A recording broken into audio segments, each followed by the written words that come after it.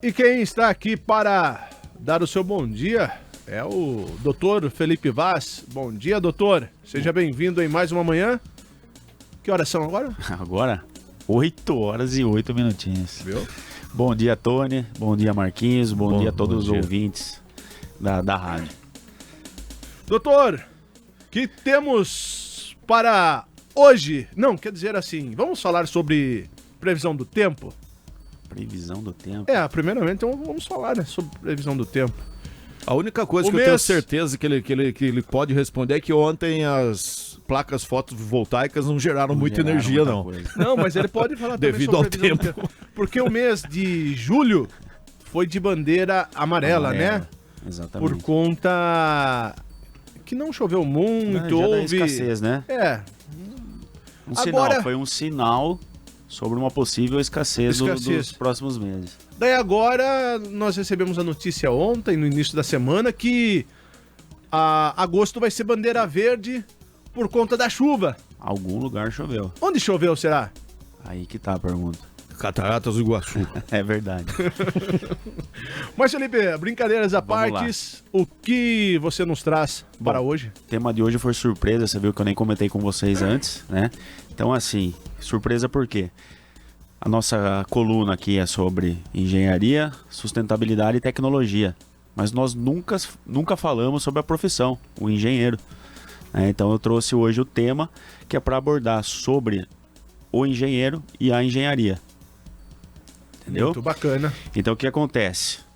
Então, mostrar assim, quais são, né, o que significa, principalmente para os jovens, né, que estão no ensino médio, que estão pensando numa possível profissão, né, aqueles que querem partir para o lado das exatas, né, para o lado da engenharia, né, o que faz o engenheiro, quais são as obrigações do engenheiro, quais são as principais, quando você fala da engenharia, quais são as primeiras profissões da engenharia, na categoria da engenharia que vem na cabeça das pessoas, né? Então, assim, o que acontece? A engenharia, o engenheiro, ele é uma das profissões mais antigas, né, no Brasil e no mundo, né? Então o que acontece? No entanto, que foi uma das primeiras profissões a serem protocoladas e registrada como uma categoria mesmo, como uma profissão, né? Então o que acontece? Quando vem a engenharia, quais são as engenharias que vem na sua cabeça, Marquinhos? Engenharia elétrica, engenharia construção civil, o que mais tem? Engenheiro mecânico. Quando você fala da engenharia, vem assim, o básico, né? Então, por exemplo, você já pensa no engenheiro civil, no engenheiro eletricista ou no elétrico, tá? Não tá errado falar elétrico também. O mecânico, vem o ambiental, né? E assim, e são pontos importantes, né? Lógico, vamos falar do engenheiro como um todo, né? Não assim, não favorecendo tal engenharia, porque cada um tem a sua especialidade, né? Então cada um tem o seu dom também para um... Cada um tem o seu foco. O seu foco dentro da engenharia, né? Então o que acontece? Então vamos falar da engenharia civil, né? Então qual que é a função do engenheiro civil? É ele projetar, é ele estudar, é ele diagnosticar, é ele fazer testes, é ele fazer laudos, é ele, né, projetar, né? Então, isso da engenharia civil. Vamos falar da engenharia elétrica. A engenharia elétrica, mesma coisa. Toda engenharia, ela segue o mesmo conceito, né, as mesmas diretrizes.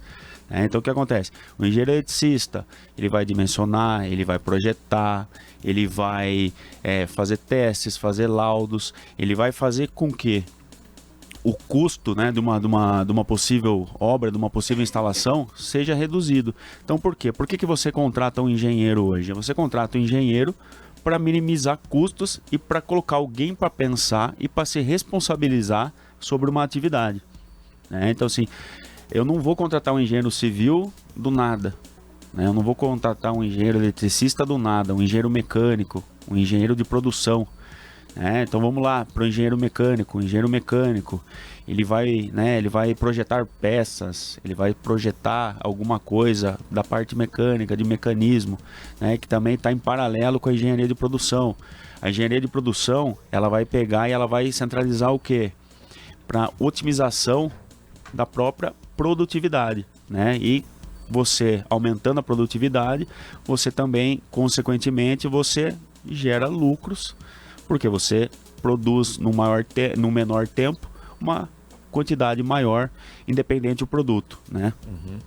E o engenheiro mecânico e o engenheiro de produção, ele está muito ligado hoje, né? Porque o engenheiro de produção também, e junto com a automação, ele precisa sim do engenheiro mecânico de automação, né? Para também viabilizar o negócio, para fluir a produtividade, né? E em 2018 a gente tem um curso de engenharia novo, né? Uma profissão nova. Em 2018 foi lançado e protocolado o engenheiro de software, né? Então é uma engenharia, né? É uma categoria nova que está muito, né? Tá muito avançada e está muito em alta. E em paralelo também, e falando em cursos, né? Em modalidades, a engenharia ambiental hoje ela está muito em alta, né? Por quê? Por causa da sustentabilidade, por causa do ESG, né? Então a engenharia ambiental hoje também está muito em alta, né? Então assim, quais são essas atividades, Marquinhos, né? Quando eu falo, Tony, o engenheiro então ele analisa problemas, ele desenvolve soluções inovadoras, né? Ele busca ali, ele realiza cálculo, análise, ele testa, ele valida, ele supervisiona uma construção, ele gerencia projetos também, né? Então o que acontece? Qual que é a diferença de um engenheiro especialista e um engenheiro do gerenciamento, né? Também o engenheiro, quando ele já se torna um gerente, né, que ele parte para a gestão de projeto e parte para o gerenciamento de projeto, né, imagina que ele tem, quando ele já chega nessa parte de gestão, ele tem uma equipe para comandar, né? Só que ele não precisa entender de tudo, ele precisa sim ter uma bagagem profissional, né, mas ele não precisa ser especialista de várias áreas para fazer a gestão da sua equipe. Então, por exemplo, o gestor, o que ele faz? Ele vai ser responsável por montar a equipe. Então, por exemplo, vamos falar da parte elétrica, que é a minha área. Então, por exemplo, ele vai pegar alguém que seja especialista em subestação, né? Vamos falar que ele precisa entregar... Vamos lá, como eu trabalhei lá na linha do metrô da linha 15, então ali é fácil de você segmentar ali as áreas, né? Então, vamos lá. Então, a parte elétrica de um trecho de uma via do metrô, do trem. Então precisa de subestações, então você precisa de um especialista de subestação. O gerente não precisa ser o especialista da subestação. Sistema de tração de trem. Vai contratar um engenheiro especialista em tração de trem. Dos alimentadores das estações, né? Os cabos de alimentação que saem lá da subestação, que vai lá para os quadros de força e quadro de luz. Um cara que seja especialista em alimentadores. Iluminação e tomadas, o outro engenheiro especialista em iluminação e tomadas, e assim vai, né? Então cada pessoa, cada especialista na sua área, né? E o gerente ali para fazer a gestão de toda essa equipe, né? Então essa hoje eu dei o exemplo da elétrica, na civil é a mesma coisa, né? Então vamos falar que tem um gerente de projeto que vai fazer toda a gestão de um edifício. Vai ter o cara especialista em fundação, vai ter o cara especialista em estrutura, né? Daí dentro da estrutura pode ser o quê? Concreto armado, pode ser grauteado, pode ser pilar, o pré-moldado, né? Então toda a sua área ali dentro também vai ser segmentada. E a parte de logística, você precisa de um engenheiro para cuidar ali da parte de logística, você precisa de um engenheiro até na parte do recebimento de mercadoria, né? Depois a parte de alvenaria, a parte de armação de lajes e tudo mais, né? Felipe, dando uma olhadinha aqui, uma pesquisada básica, nós temos engenharia aeronáutica, ambiental, cartográfica, computação, alimentos, controle e automação de horticultura, de minas, também de petróleo e gás, segurança do trabalho, elétrica, florestal, industrial, mecatrônica, naval, sanitária, tecnologia têxtil e da indumentária. E também tem a da pesca. Química, falou? Química. Acústica, agrícola, geral, né? biomédica, civil, agrimensura, arquitetura, engenharia, matérias, pesca, produção, telecomunicação, física, hídrica, mecânica, metalúrgica, química de novo. Você vai ficar a manhã inteira, tem bastante. Por isso que aqui tem 34 elencados. Tem bastante. Eu acredito que por isso que é importante a pessoa considerar o interesse e a habilidade que ela tem em determinado campo, né? Em determinada área, né? Pra poder escolher. Ó, pra você ver. Inclusive, eu tava vendo aqui um pouquinho do que significa. A agrimensura é o ramo da engenharia responsável pelo levantamento e pela medição de terrenos. Sim. O engenheiro agrimensor prepara áreas para obras urbanas de infraestrutura, hidráulica, sanitária, elétrica ou transporte. Então você vê a importância da engenharia, né? Para aquela pessoa que ela busca a área de exatas, ela tem um leque muito, muito amplo, né? de opções. Então eu vou dar um exemplo meu. Eu, quando eu terminei o terceiro colegial, o meu sonho era fazer engenharia de telecomunicações. Foi quando abriu o curso, acho que um ano antes de eu me formar, abriu o curso de engenharia de telecomunicações. Eram poucas faculdades que tinham esse curso. Eu fui lá, me inscrevi no vestibular, eu passei, eu entrei. Eu fiz 1 ano e meio. Foi 1 ano de engenharia básica, né? Sendo que são 2 anos de engenharia básica, mas daí no meio da grade tem algumas matérias já específicas, né? Para abrir a sua cabeça, né? Do curso que você vai enfrentar dali para frente. E nesse 1 ano e meio eu percebi que engenharia de telecomunicações não era minha área. Ele foi muito para a parte computacional, foi muito para a parte binária, foi muito para uma parte que não era aquilo que eu buscava dentro da engenharia. E daí veio um estalo na minha cabeça, eu falei, não, eu imaginei que dentro da telecomunicações ia ter um pouco da elétrica, mas eu já ia estar especializado em telecomunicações. Mas não, eu vi que eu fiz... Um pouquinho de influência do seu pai? É isso que eu ia perguntar. Sim.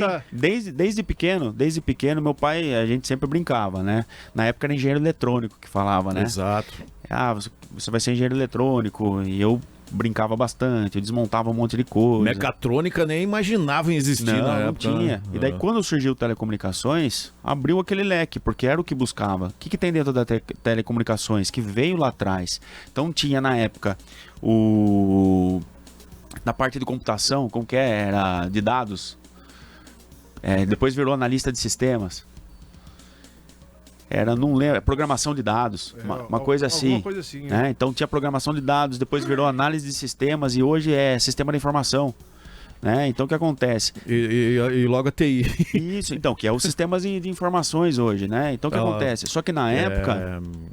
Inteligência artificial, IA, né? Agora Então, tá muito acelerado, né? Daí o que acontece? Eu fui para telecomunicações, eu falei, bom, telecomunicações ele vai abranger o quê?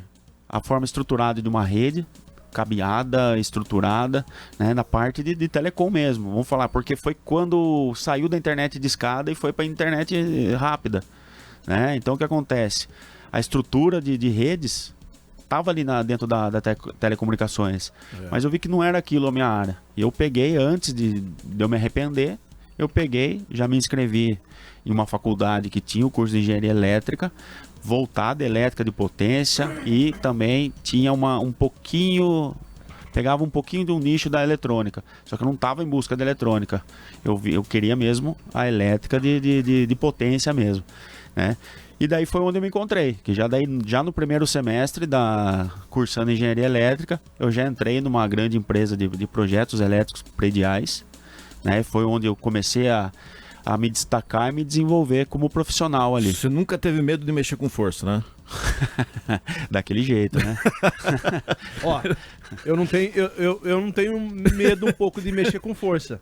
Mas eu tenho medo da gente estourar muito o nosso tempo e depois os três Não, mas vamos lá, eu vou faltar ali. Mais 2 semanas, eu vou acabar faltando. vamos repor hoje. Ó, aproveitando o nosso ouvinte, o Fábio Freitas, ele mandou aqui, ó, técnico em telecomunicações há 16 anos. Ah lá, então. Ele trabalha na parte de internet. Então, ele começou há 16 anos atrás, quando precisava de um profissional. Né? E não tinha engenheiro de telecomunicações na época. E o Fábio entrou na hora certa. Né? Ele como técnico, né? E deu uma outra parte para a gente abranger também. Né? O engenheiro, ele precisa, lógico, ter a formação, né? O bacharel em engenharia. E depois que ele se forma, ele vai e faz o seu registro no conselho, no CREA.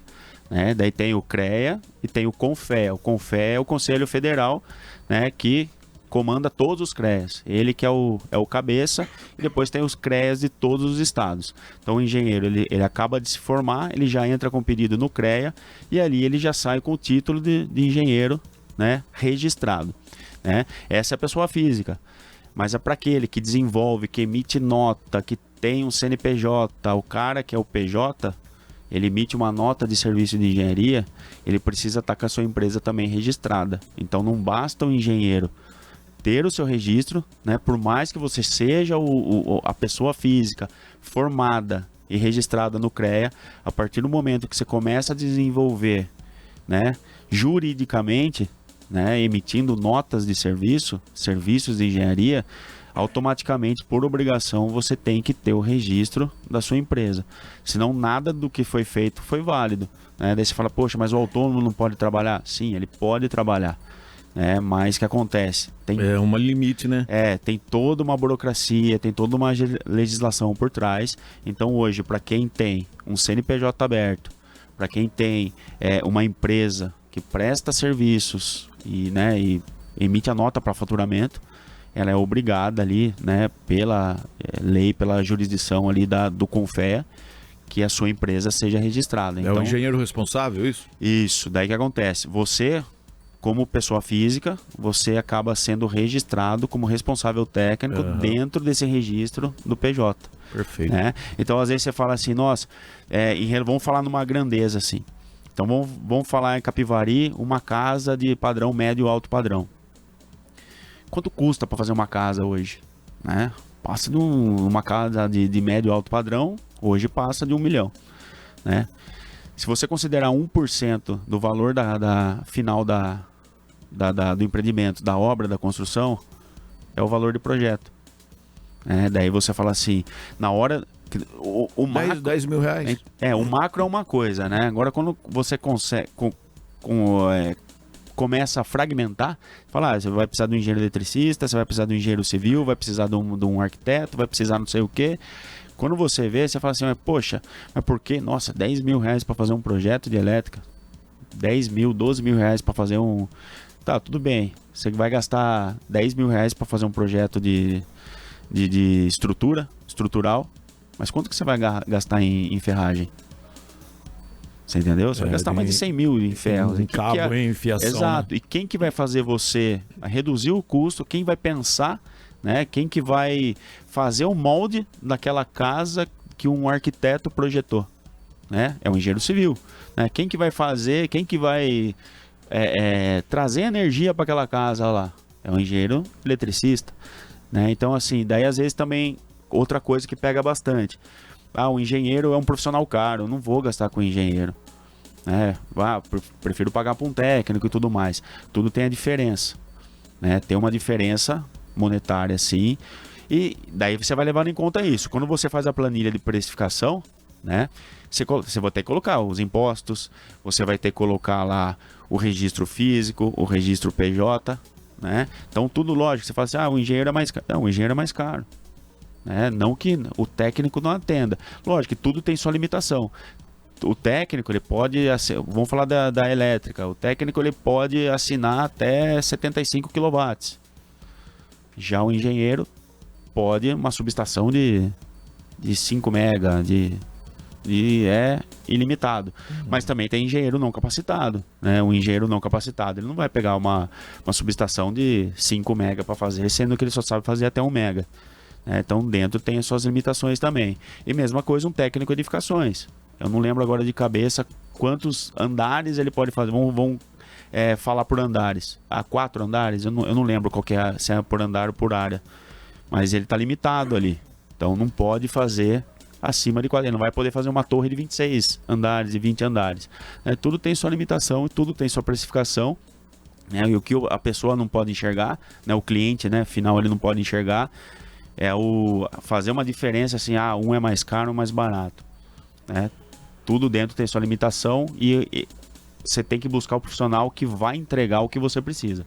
Fechamos, Felipe? Fechamos por hoje. Por hoje. Tá vendo? Quando o papo é... Vou pendurar na sua conta, hein? Quando o papo é gostoso.